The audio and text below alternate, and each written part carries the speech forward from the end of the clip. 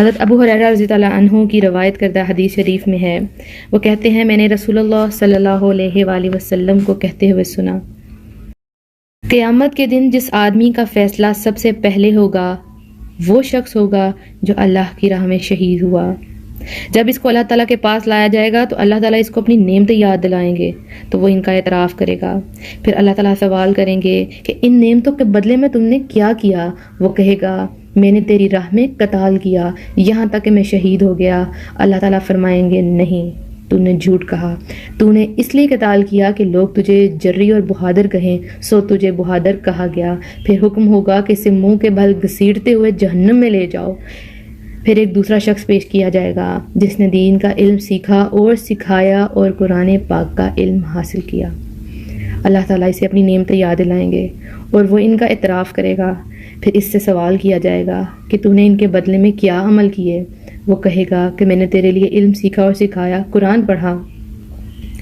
اللہ تبارک تعالیٰ ارشاد فرمائیں گے تو نے جھوٹ کہا، تو نے اس لیے علم حاصل کیا کہ لوگ تجھے عالم کہیں، اور قرآن اس لیے پڑھا کہ لوگ تجھے قاری کہیں، سو دنیا میں تجھ کو عالم اور قاری کہا گیا۔ پھر حکم ہوگا کہ اس کو منہ کے بل لے جا جہنم میں ڈال دے۔ ایک اور شخص ہوگا جس کو اللہ تعالیٰ نے ہر قسم کے مال سے نوازا تھا، اللہ تبارک تعالیٰ اسے اپنی نعمتیں یاد دلائیں گے۔ پھر اللہ تعالیٰ اس سے سوال کریں گے کہ تو نے ان نعمتوں کے بدلے میں کیا کیا؟ وہ کہے گا کہ میں نے تیرے لیے تیری راہ میں مال خرچ کیا، جن راہوں میں تو خرچ کرنا پسند کرتا ہے۔ اللہ تعالیٰ فرمائیں گے تو جھوٹا ہے، تو نے مال اس لیے خرچ کیا کہ لوگ دنیا میں تجھے سخی کہیں، تو لوگوں نے تم کو دنیا میں سخی کہہ دیا۔ پھر حکم ہوگا کہ اسے منہ کے بل گھسیٹ کر لے جاؤ اور جہنم میں ڈال دو۔ بہت زیادہ ڈرنے والی حدیث ہے یہ۔ اس میں 3 کیٹیگریز کے لوگ بتائے گئے ہیں جو کافروں سے بھی پہلے جہنم میں جائیں گے۔ سب سے پہلے ان کو ڈالا جائے گا، مسلمان ہوں گے، لیکن پہلا وہ شخص ہوگا جو اس لیے شہید ہوا کہ میرے جانے کے بعد لوگ کہیں کہ یہ شہید ہوا ہے، اس نے دین کے لیے شہید ہوا ہے، یعنی وہ لوگوں میں اپنا چرچا چاہتا تھا۔ تو اللہ سبحانہ تعالیٰ تو جانتے ہیں ہماری نیتوں سے، تو اللہ سبحانہ تعالیٰ کہیں گے کہ اس کو جہنم میں ڈال دیا جائے گھسیٹتے ہوئے۔